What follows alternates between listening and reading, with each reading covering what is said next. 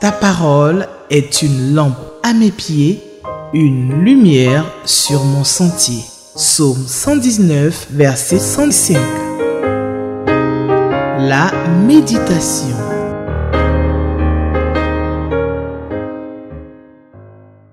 Amis téléspectateurs de Espérance TV, frères et sœurs en Christ, je vous salue. Toute l'équipe de réalisation se joint à moi pour vous souhaiter la bonne et heureuse année 2024. Vous comprenez toute ma joie pour cette émission. Nous sommes au 3e jour de janvier 2024. Merci d'avoir choisi Espérance TV. Vous êtes à la méditation. La Ligue pour la lecture de la Bible nous propose pour ce mercredi 3 janvier 2024 le texte de Jean chapitre 1 du verset 29 au verset 42. Je lis la parole de Dieu dans la version Louis II. Mais avant, je voudrais que nous puissions prier le Seigneur pour sa parole. Prions le Seigneur, s'il vous plaît. Seigneur, je te présente ta parole. Je te bénis parce que ce matin, tu nous donnes de méditer ta parole. Tu nous donnes de nous approcher ta parole. Ta parole qui est une lampe à nos pieds et une lumière sur nos sentiers. Que ton nom soit béni pour ces quelques paroles que nous allons parcourir. Merci au nom de Jésus-Christ. Amen. Je lis donc la parole de Dieu. Le lendemain, Jean était encore là avec 2 de ses disciples. Et ayant regardé Jésus qui passait, il dit, « Voici l'agneau de Dieu. » Les 2 disciples l'entendirent prononcer ces paroles. Et ils suivirent Jésus. Verset 38. Jésus se retourna et voyant qu'ils le suivaient, il leur dit, « Que cherchez-vous » Ils lui répondirent, « Rabbi », ce qui signifie « maître ». « Où demeures-tu » ? « Venez, leur dit-il.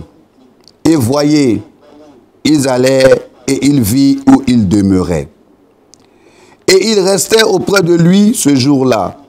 C'était environ la 10e heure. André, je suis maintenant au verset 40, André, frère de Simon-Pierre, était l'un des 2 qui avaient entendu les paroles de Jean et qui avaient suivi Jésus. Verset 41. Ce fut lui qui rencontra le premier son frère Simon et il lui dit, « Nous avons trouvé le Messie », ce qui signifie Christ. Verset 42. Et il le conduisit vers Jésus. Jésus, l'ayant regardé, dit, « Tu es Simon, fils de Jonas. Tu seras appelé Céphas, ce qui signifie Pierre. » Nous sommes à la méditation et comme nous le savons, le lecteur de la Bible est le manuel que nous utilisons comme guide de méditation. Et donc le lecteur 2024, bien sûr je médite avec le lecteur adulte, et le lecteur nous propose pour la méditation de ce mercredi 3 janvier 2024, donc le texte de Jean chapitre 1, je l'ai déjà dit tantôt, les versets 29 au verset 41. Et les questions qui sont posées, c'est donc la question 1, la question 2 et la question 7. Juste pour rappel, la question 1 nous demande de quoi ou de qui parlent ces versets. La question 2, est-ce que ce passage m'apprend quelque chose sur Dieu le Père, Dieu le Fils et Dieu le Saint-Esprit? Et enfin la question 7, quelle vérité Dieu me révèle-t-il? Pour notre méditation, allons-y avec le contexte et quelques observations. L'évangile de Jean est le 4e évangile et suit le modèle des autres évangiles. L'auteur de cet évangile est l'apôtre Jean, un des pères de l'Église. Les caractéristiques uniques de cet évangile remplissent deux objectifs. Premièrement, Jean rapporte une quantité d'enseignements et d'événements absents des autres évangiles. Donc Jean, il a des informations, il a des enseignements et des événements qui ne figurent pas forcément dans les autres évangiles. Deuxièmement, Jean fournit beaucoup d'explications. Nous allons le découvrir. Allons-y au découpage du texte. Nous allons découper le texte en deux, peut-être trois parties. Mais comme je le dis souvent, vous avez aussi un découpage que vous pourrez vous-même proposer. Alors je vous propose ce découpage du verset 29 au verset 34, pardon. Du verset 29 au verset 34. Ces versets évoquent le témoignage que rendit Jean de Jésus à un deuxième groupe de Juifs. Donc, ces versets, Jean rencontre un deuxième groupe de Juifs parce qu'il avait déjà rencontré un premier groupe de Juifs. Un premier témoignage avait déjà été rendu. Ça, c'est plus haut dans les versets 18 jusqu'au verset 28. Jean nous fait connaître ici les titres applicables à Jésus. L'agneau de Dieu. Il en sera question souvent dans ce texte. L'agneau de Dieu. Verset 34. Le Fils de Dieu. Verset 34 encore. Les Juifs utilisaient beaucoup un agneau pour leur sacrifice. C'est un agneau qu'on sacrifiait le jour de la Pâque. C'est également un agneau que l'on offrait pendant les sacrifices quotidiens en Israël. Jean-Baptiste utilise cette expression en rapport avec l'ultime sacrifice de Jésus sur la croix pour racheter les péchés du monde, le péché de l'humanité. Verset 31, Jean dit, « Je ne le connaissais pas ». C'est une affirmation, une déclaration qui peut être surprenante. Jean était le cousin de Jésus. Et Jean dit, je ne le connaissais pas. Mais allons-y comprendre quelque chose. Jean est un cousin à Jésus, ou est le cousin de Jésus, et il dit, je ne le connaissais pas. En réalité, en profondeur, Jean ne le connaissait pas en tant que Messie, celui qui vient. Le verset 32, Jean présente Jésus, le Fils de Dieu. Ici, nous remarquons que Jean donne ici à cette expression toute sa force. Jean souligne l'unicité et l'intimité particulière de Jésus avec son Père. Il souligne aussi la divinité de Jésus en tant que Messie. C'est fort. Je voudrais qu'on revienne là-dessus. J'ai dit que Jean souligne l'unicité. Ça veut dire un. Il est un avec son Père.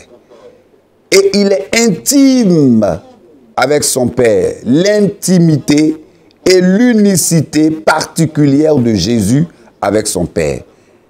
Et j'ai dit aussi qu'il souligne la divinité de Jésus en tant que Messie.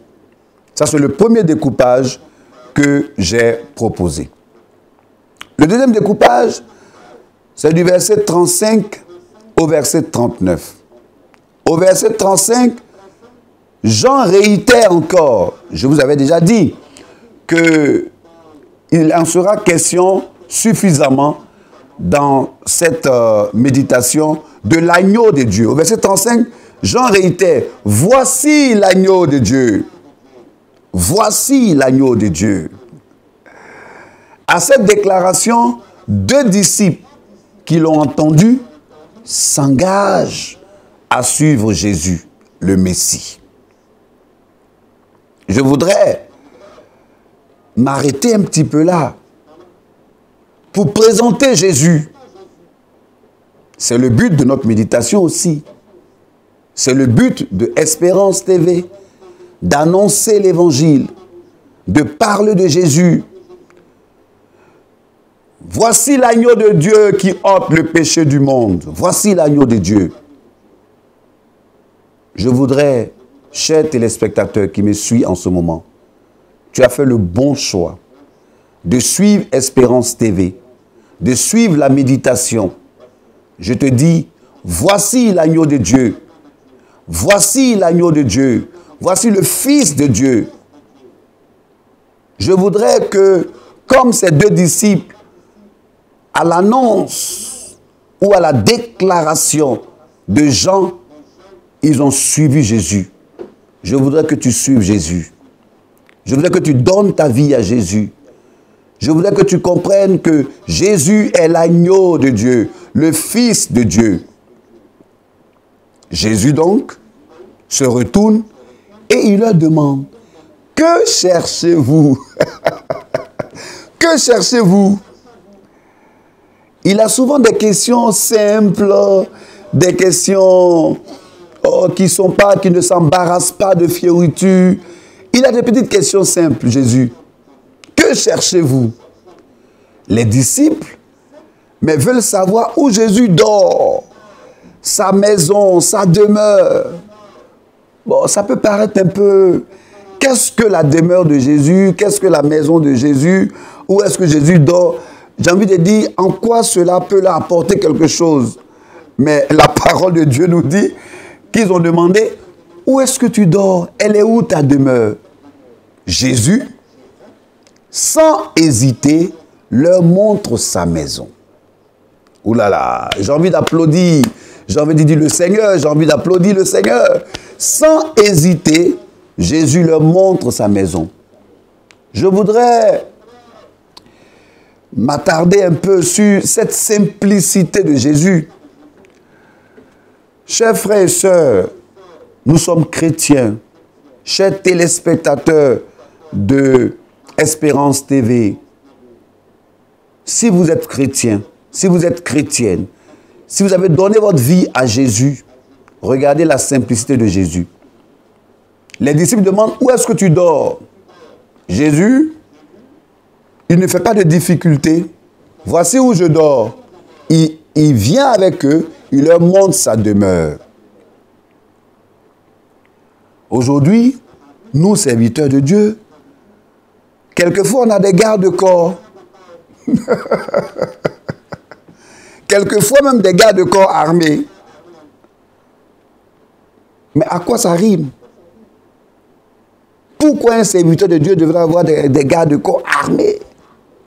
Jésus avait la possibilité d'avoir toute une armée comme garde-corps. Mais il n'en a pas fait usage. Il n'avait même pas de garde-corps. De grands services de protocole. On s'embarrasse de protocole. On est inaccessible. Pour prendre des rendez-vous avec nous, il faut le faire longtemps à l'avance. Chers téléspectateurs, hommes de Dieu, pasteurs, responsables, regardons la simplicité de Jésus. Les disciples demandent à voir Jésus. Il dit, voici ma maison, c'est là que je dors. Il n'y a pas de garde-corps, il n'y a pas de protocole, il n'y a pas de grand rendez-vous à prendre. Nos maisons, nos églises, nos temples doivent être grandement ouverts pour accueillir, pour recevoir les âmes de pécheurs, des âmes de personnes qui n'ont pas Jésus-Christ, qui sont aux abois, qui sont à la recherche de Jésus, qui sont à la recherche des mieux-être. C'est cet exemple que Jésus nous donne. Arrêtons les protocoles, non, c'est pas utile.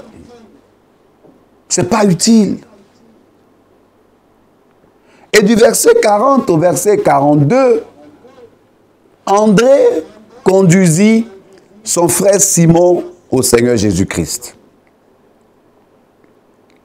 Le nom Simon signifie roseau, donc faible, fragile. Et ce qui est assez intéressant, c'est que Jésus lui donne un nouveau nom. Tu ne t'appelleras plus Simon, ou tu ne t'appelleras pas seulement Simon. Je vais t'ajouter un nouveau nom. Je vais te donner un nouveau nom. Tu vas t'appeler Céphas, ou Pierre, c'est-à-dire le dur. Chers téléspectateurs, vous êtes à la méditation. Et nous sommes au mercredi 3 janvier 2024. Ton nom doit et ton nom va changer en cette année 2024. Dis Amen. Au nom de Jésus-Christ, ton nom qui signifie ou qui signifiait misère, yalais, cimetière, difficulté. Au nom de Jésus, tu seras appelé faveur, grâce, bénédiction, racheté, sanctifié, approuvé, distingué. Tu dépasseras tes limites, tes incapacités. De nouveaux horizons vont s'ouvrir pour toi en cette année 2024. Dis Amen. Des changements vont s'opérer dans ta vie chrétienne. Des changements vont s'opérer dans ta vie chrétienne. Je ne sais ce que tu traverses. Je ne sais les challenges que tu as à surmonter. Mais je sais une chose, c'est que des changements vont s'opérer dans ta vie chrétienne, dans ta vie professionnelle, dans ta marche avec Dieu en cette année 2024. Dans ta vie de couple également. Est-ce qu'il y a des difficultés dans ta vie de couple? Je le sais. Mais comme Jésus a dit à Simon, tu ne t'appelleras plus Simon, mais tu t'appelleras Céphas. Je proclame également que dans ta vie de couple, dans ta vie, dans ta famille, dans tes relations avec tes enfants, ta belle famille, ta belle-mère, et je ne sais encore qui, je proclame que des changements vont s'opérer en cette année 2024. Il y a beaucoup à dire. Il y a peu de versets, mais beaucoup à dire. Alors pour ceux qui nous prennent en marche, vous suivez la méditation avec la Ligue pour la lecture de la Bible. Le passage que nous avons lu était donc tiré de Jean chapitre 1, verset 29 jusqu'au verset 42. Alors, nous avons tourné autour de 3 questions. De quoi, où et de qui parlent ces versets. Je pense que le long de cette méditation, vous avez pu vous-même voir de quoi ou de qui nous avons parlé. Nous avons parlé de Céphas, nous avons parlé de Jean, nous avons parlé des disciples. Vous voyez? Et la question numéro 2, c'est est-ce que ce passage m'apprend quelque chose sur Dieu le Père, Dieu le Fils, Dieu le Saint-Esprit? Oui. Ce passage m'apprend quelque chose sur Dieu le Père, le Fils, qui sont intimement liés. On a parlé d'unicité, on a parlé d'intimité. Et quelle vérité, la question numéro 7, quelle vérité Dieu me révèle-t-il? Dieu me révèle qu'il est l'agneau de Dieu, l'agneau de Dieu. Dieu me révèle que Jésus est le Fils de Dieu. Et Jean pouvait dire, voici l'agneau de Dieu. Voici l'agneau de Dieu. Il présente l'agneau de Dieu. Il présente le Fils de Dieu. On peut le voir ici. Donc, dans les versets qui ont suivi. Et est-ce que nous avons un verset à retenir? Parce que nous allons allègrement vers la fin de notre méditation. Ah oui, moi j'ai le verset 42. Et comme j'aime à le dire, vous pouvez choisir aussi un autre verset qui vous a parlé ou qui vous aura parlé. Mais moi, c'est vraiment le verset 42 qui m'a parlé. Et il le conduisit vers Jésus. Jésus, l'ayant regardé, dit, tu es Simon, fils de Jonas, tu seras appelé Céphas. Alors, moi, je ne veux même plus qu'on m'appelle Koudou Laurent. Appelez-moi le racheté de Jésus-Christ, le distingué de Jésus-Christ, l'ami de Jésus-Christ.